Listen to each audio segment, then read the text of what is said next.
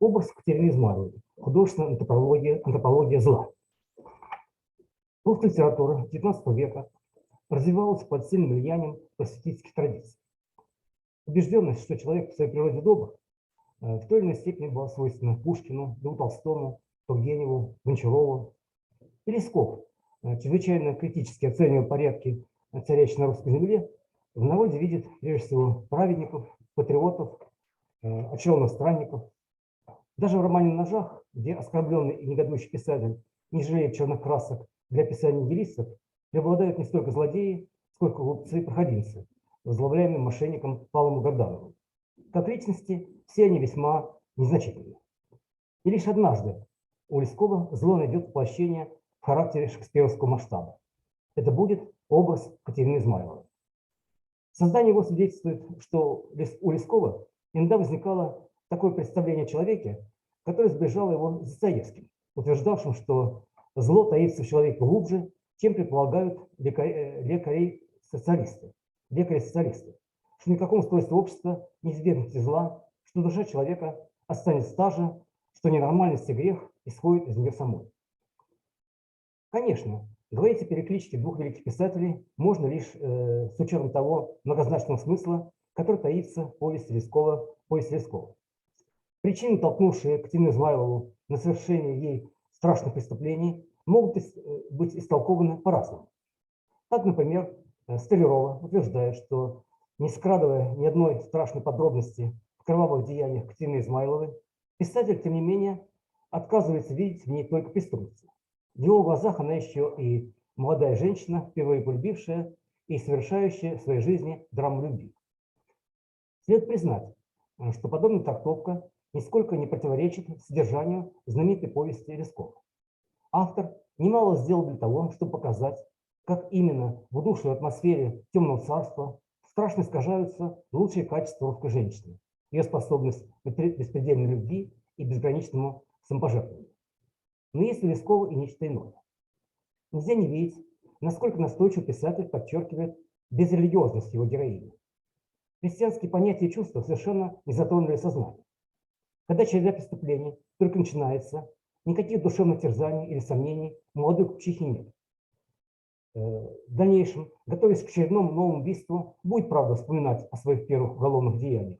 Сколько я страдала, сколько греха на свою душу приняла. Но это для нее скорее традиционный речевой оборот, чем искреннее чувство. По крайней мере, Лесков, описывая гибель Бориса Тимофеевича, о душевных страданиях отравительницы ничего не скажет. Напротив, писатель покажет, как просто его героине убить человека. Более того, именно пути зла Катерина Измайлова начинает ощущать себя свободно раскрепощенной. Справившись с этим делом, Катерина Львовна уж совсем разошлась. То она была баба неробкого десятка, а тут и нельзя было разгадать, что она себе задумала, ходит козырем, всем по дому распоряжается, а Сергея от себя не отпускает.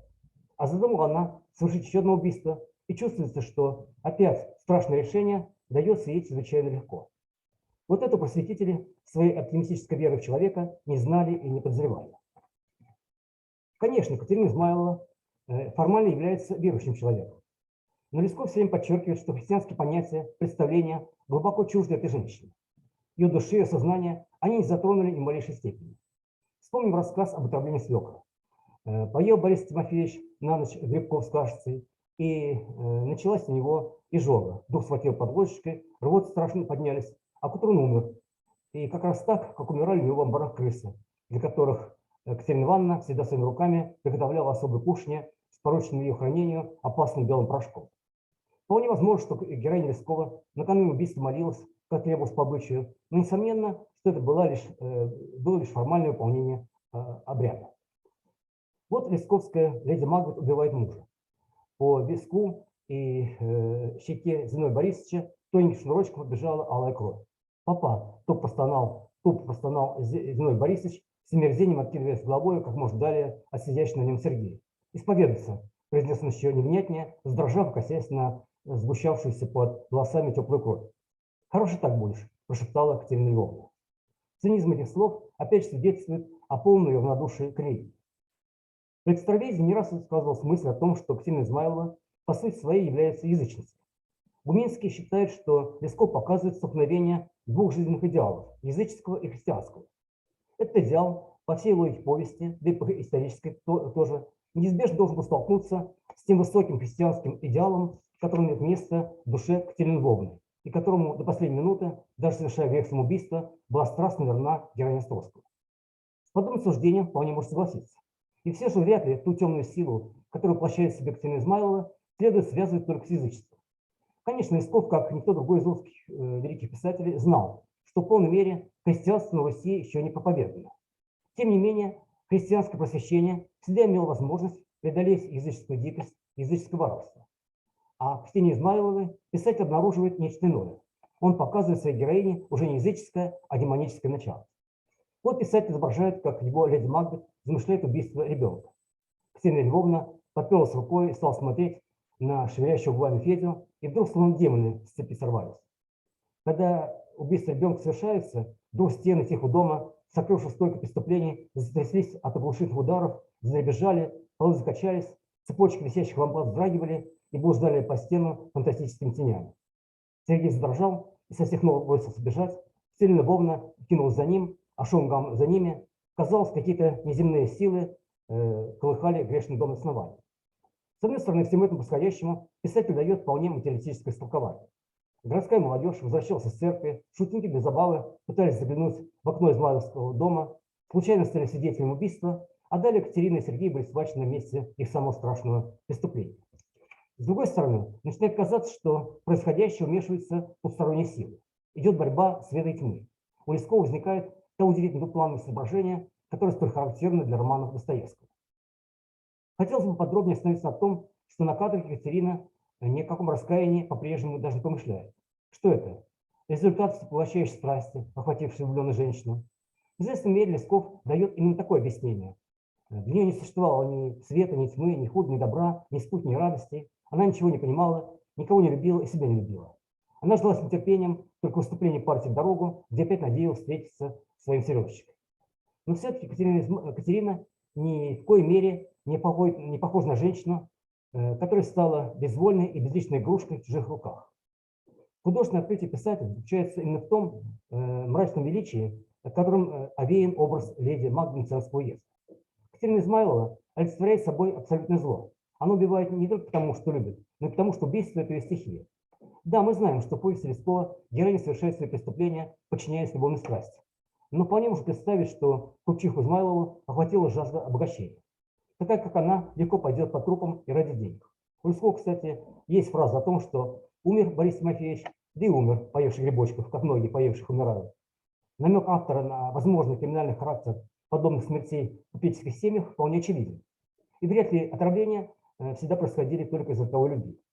А если Катерина Измайлова жила в иной социально-исторической среде, то у нее могло бы возникнуть стремление к власти, как у героини Шекспира. И в этом случае крови пролилось бы еще больше. Лесков, может быть, сам того не ведая, открывает характер человека, в котором вполне отчетливо проявляется бесовское начало. Человека, попавшего под власть демонов, влечет к самоубийству. В романе «Бесы» Достоевский показывает, как неизбежно ведет к своему истреблению Николай Ставрогин. Нечто подобное происходит с Катериной Измайловой. Безусловно, что ее управляет в этот момент отчаяние и ревность. Но метафизический аспект намечен у Лескова. Катерина Измайлова хочет припомнить молитву и шевелит губами, а губы шепчут: как мы с тобой погуливали, осенние долгие ночи просиживали, лютой смертью с белого света людей спроваживали. Исходская героиня отнюдь не случайно не может молиться. Она находится вне Божьего закона. Так, например, в «Бесах» Николай Ставрогин, не веря в Бога, канонически верует в дьявола. Конечно, Катерина Львовна не философствует, как герой Достоевского, но это тот самый тип человеческой личности, которому дьявол гораздо ближе Бога. Подводя общий итог, следует еще раз подчеркнуть, что по основам своего мировоззрения Лесков во многом близок к идеологии просвещения, но еще более значительно в его творчестве православной традиции. А проблема зла, проблема греховной испорченности природы человека, конечно, осмыслялась в христианстве гораздо глубже, чем в светской культуре XIX века.